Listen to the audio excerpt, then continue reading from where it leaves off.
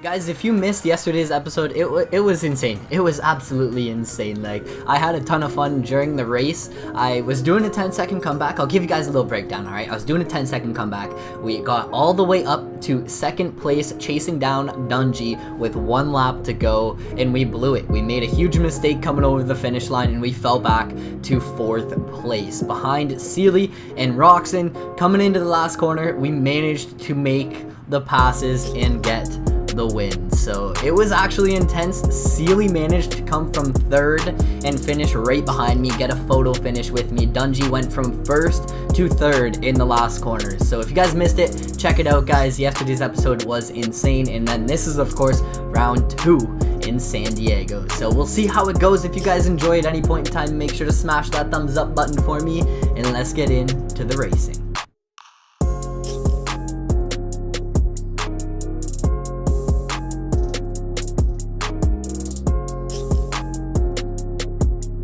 So round 2 in San Diego. Of course, we have the points lead after that insane win yesterday, but I don't know if I want to do a head start or not. I think we're going to, just because, you know, I'm kind of doing it already, but we'll only do 10 seconds. We'll only do 10 seconds in this class, and then if we get into the lead with, you know, a certain amount of time to go, if we have time to actually put in more laps after we get into the lead, we will go ahead and run some helmet cam. So that's kind of the plan. We'll see how it goes.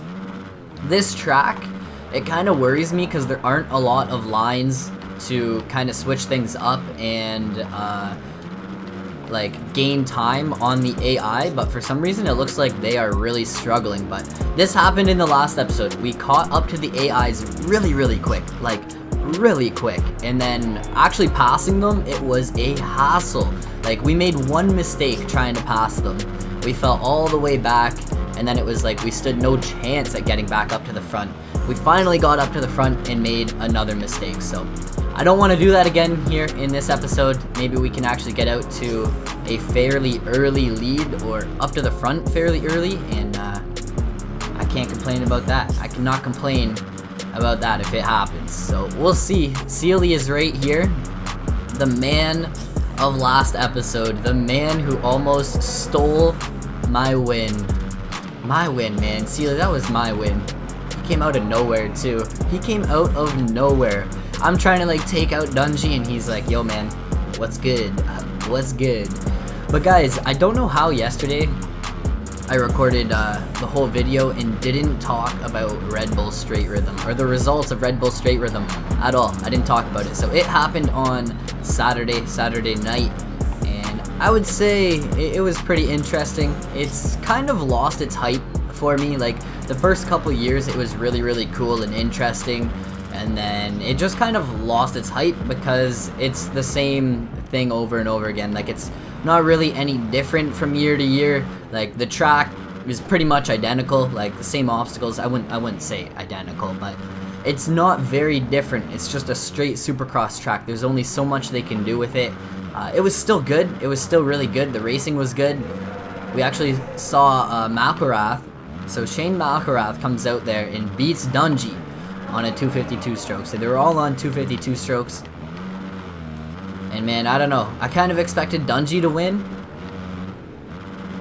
but I'm not surprised. At the same time, I'm not surprised Malkorath went out there and got the win, just because he has skill. He seems to have skill. He seems to be able to go straight and hit Supercross jumps really fast. I mean, he won last year in the 250 class, and then he comes back and he beats the 5-time champions, you know, Ryan Dungey, Ryan Villapoto. He beats those guys on 2 strokes.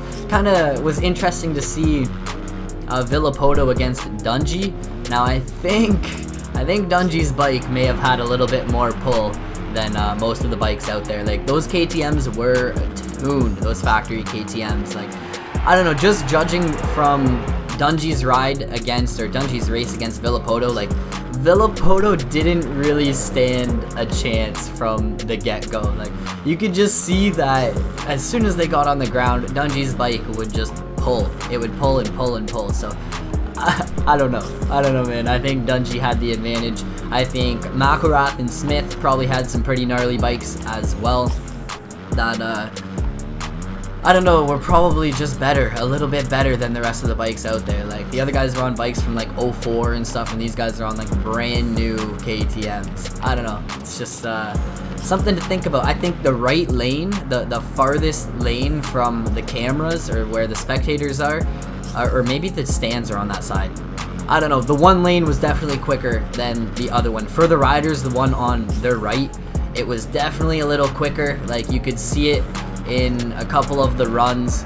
I don't know, it just seemed like whoever was on the right got the advantage early, and then once you get the advantage, it's kind of hard to lose it. I don't know, it just seemed like they had something going for them on that right side. Now, let's talk about Stank Dog for a second. So, Jared Stanky gets out there, and he was up against Ryan Morris, and it went to 3 rounds, so it went into the 3rd round, and Stank Dog goes down, going for it through the whoops. It was a whoop section as Webb goes down. Oh my god, Webb just ate it in front of us, but that's besides the fact.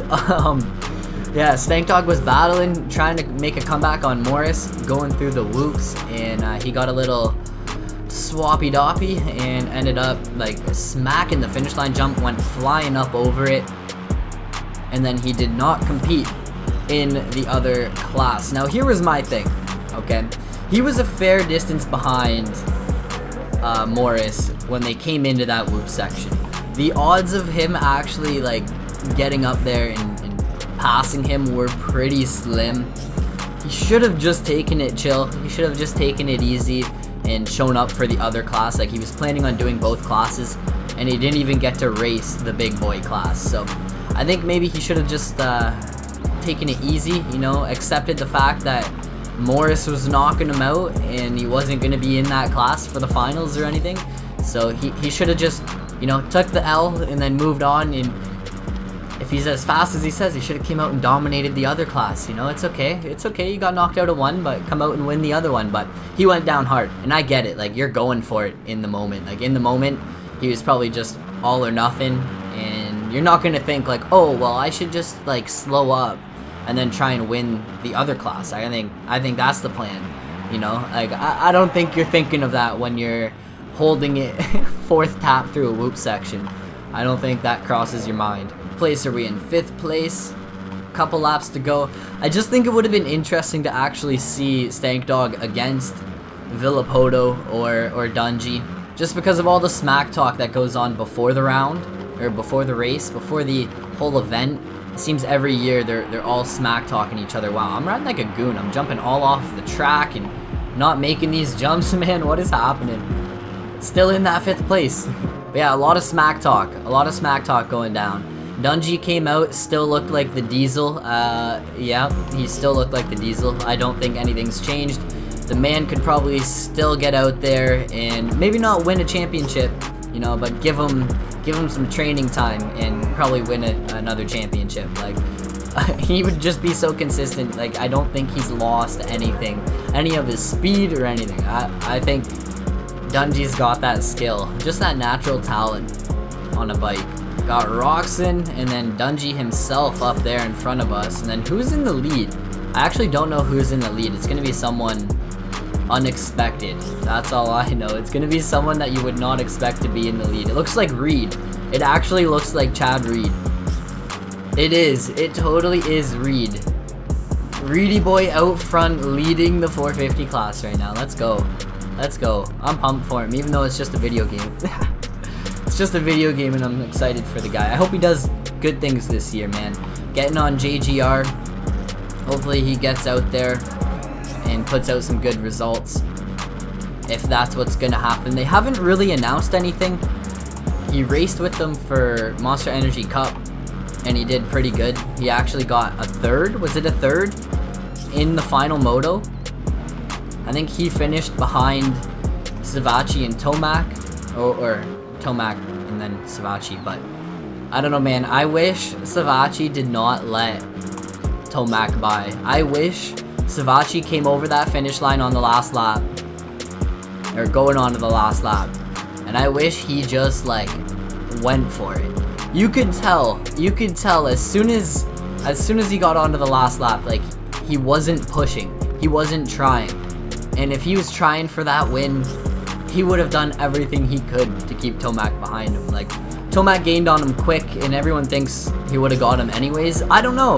Like, I really don't know. If you watch the race, Savatgy kind of starts slowing up early, and that's how Tomac gains a lot of time on him. And then it's weird, like, what actually happened outdoors of the stadium, like outside of the stadium, when Savatgy came and like overshot the wall jump and landed and got a little sketch, and then he clearly just waved Tomac by. But it was weird. Like, I don't know if he was trying to like hide it or just make it seem like, oh man, I overshot that, I got sketchy. Or like, was he trying to battle? Like, I don't know, man. It's just my opinion. Like, I think if Savatgy actually wanted it, he would have been pushing from the get-go. As soon as he saw that white flag, he would have been going for it. But I just don't think he wanted it from the get-go. And I think the whole plan was to let Tomac by if he was behind him. Like, I think they either planned it out before, talked about it. I mean, what are the odds of that actually happening? But, well, it did happen, so, really, though, like, Savatgy just gets on the 450, and he's out there leading the race. Like, I don't really know, man. What are the odds? What are the odds? But I can almost guarantee you that it was on Savatgy's pit board, on the last lap, or the second last lap there, to let Tomac by. I can almost guarantee it, and it was just bound to happen. It was bound to happen. Let's be real. For the team, like, for them to get that publicity and Tomac the $1 million, the fan $1 million, like, man, they want that more than Savatgy getting a win. One win out of 3 main events. They would rather have Tomac win all 3. That's my opinion on it. It would have been cool to see Savatgy win it. It would have been. But at the same time, I just don't think it was really logical. Like, it really wasn't. It really wasn't logical for him to go out there and take the win from Tomac. So, smart plays by him. But like I said, I can almost guarantee you it was on the pit board.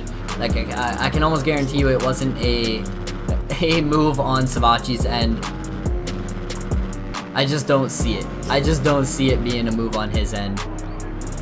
The way it happened. Like, he was pushing up into the last lap, and then last lap came, he was like, just give it away.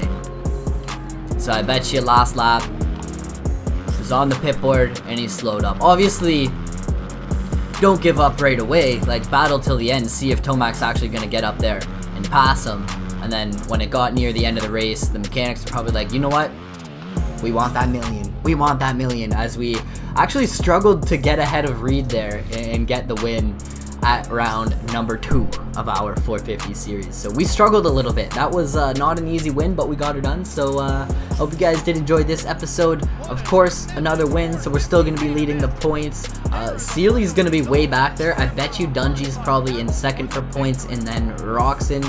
We'll have to check that out. So we have the points lead in Roxon. Roxon is actually into second, tied with Dungy with 38 points, and then Reed and Sealy are tied for technically, I guess, fourth with 36 points. 36 points for those two. So Anderson's behind them with 32, and we got a good championship cooking up here. So we'll see what happens in the next couple episodes. I think I need to do some bigger challenges, some more challenging episodes, so that we stay in the mix, or else we're gonna slowly start pulling ahead, and by the end of the 17 rounds, we're gonna be like gone in the points. So yeah, I'd rather try and keep it interesting. I hope you guys did enjoy. If you did, smash that thumbs up button for me. Subscribe if you're new, guys. It would be much appreciated, and I will catch you guys all in another video. Peace.